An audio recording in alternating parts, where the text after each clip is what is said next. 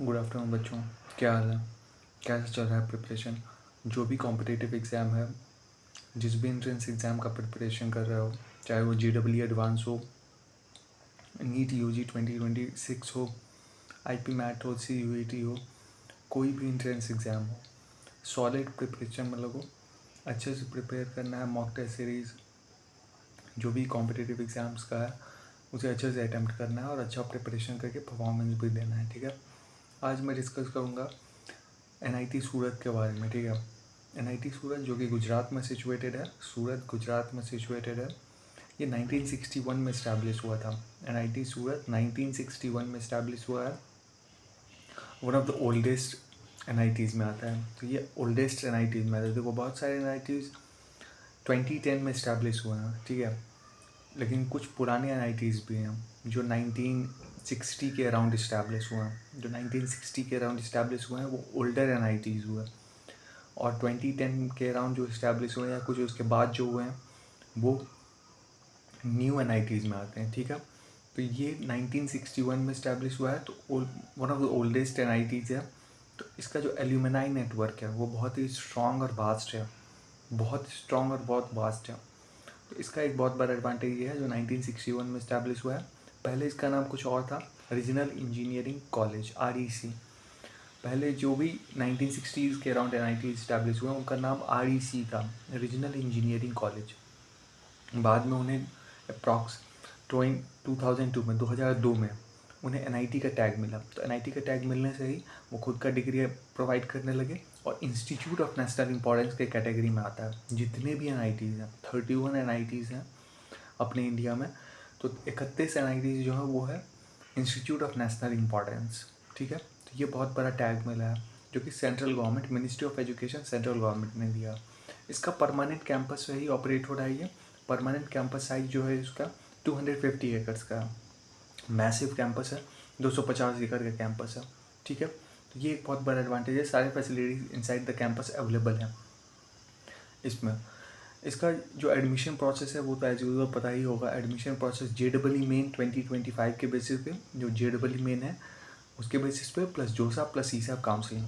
JEE main के basis पे जोसा and CSAT counselling.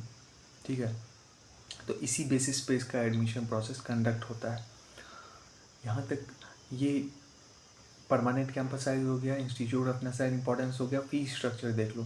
Fees structure जो है वो है 5,60,000, 5,60,000, 5.6 लाख के अप्रॉक्स में है, पूरे 4 साल का।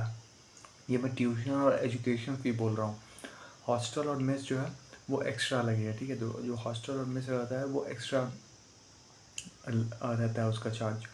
तो ये 5.60 पूरे 4 ईयर्स का, 5.60 लैक्स पूरे 4 साल का। ठीक है, इसमें कौन कौन से ब्रांचेज हैं और नंबर ऑफ़ सीट्स कितने हैं। देखो, पहले जितना था, पहले इसमें सिर्फ और सिर्फ 6 ब्रांचेज अवेलेबल थे।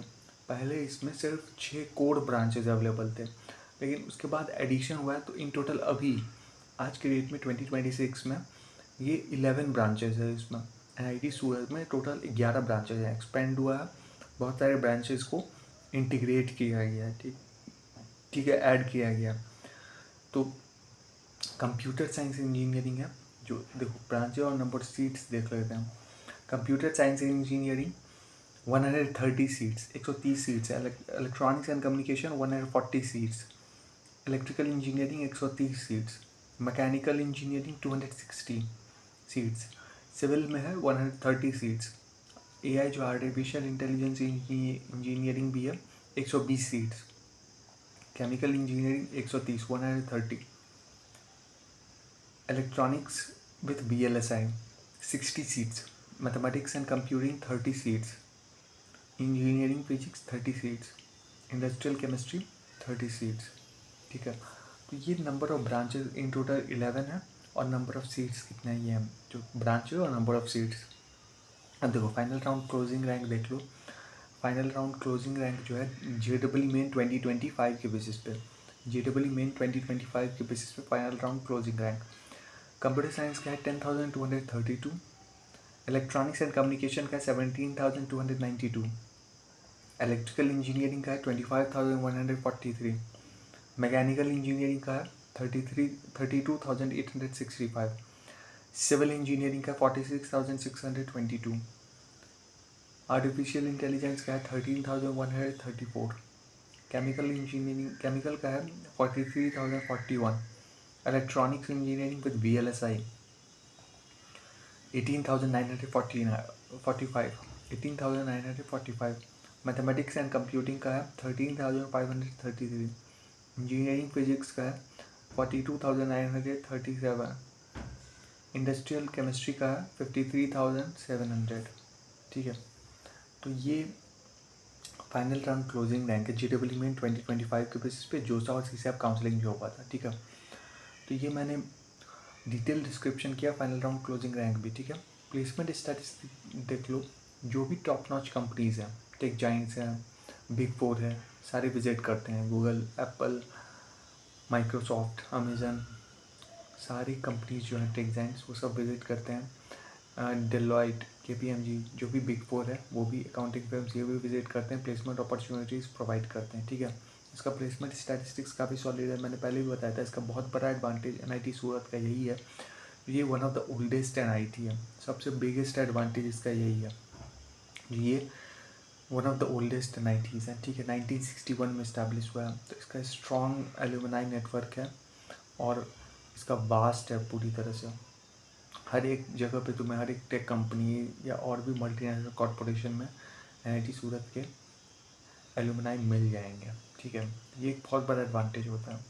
प्लेसमेंट स्टैटिस्टिक्स देख लो, 2025 के बेसिस पे बोल रहा हूँ। Placement statistics 74 LPA highest package है। ठीक है, 74 LPA हाईएस्ट है, एवरेज है अप्रॉक्सीमेटली 11.5 to 12 LPA के अप्रॉक्स में इसका एवरेज है। ठीक है, मीडियन जो है वो है 10 है। ठीक है, मीडियन है 10 LPA है मीडियन इसका। तो ये इसका पूरा प्लेसमेंट स्टैटिस्टिक मैंने डिस्कस कर लिया। मैंने पहले ही बोला NIT सूरत का सबसे बिगेस्ट एडवांटेज यही है, जो ये one of the oldest NITs है।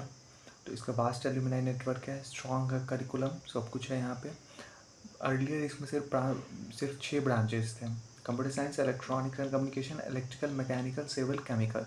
लेकिन इसमें ये 6, इसमें एडिशन हुआ है 5 ब्रांचेज एक्स्ट्रा। ठीक है, एडअप हुए हैं, तो जो टाइम के अकॉर्डिंग इसको मॉडिफाई किया गया, अपग्रेड किया गया। ठीक है, इसको मैं एक बार फिर से समअप कर देता हूँ।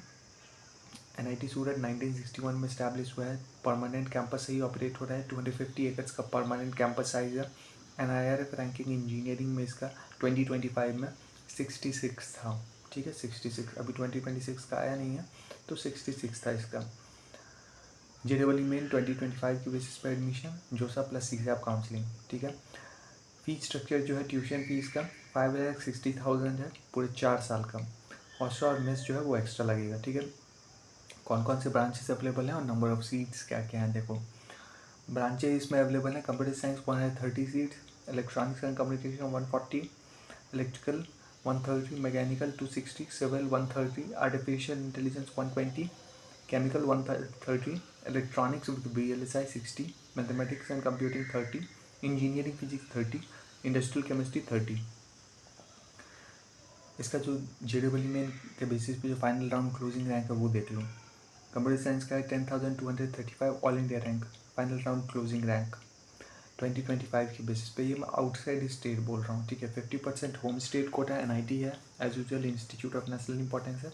50% होम स्टेट जो कि Gujarat state, 50% all India quota के बेसिस पे एडमिशन, 50% के बेसिस पे।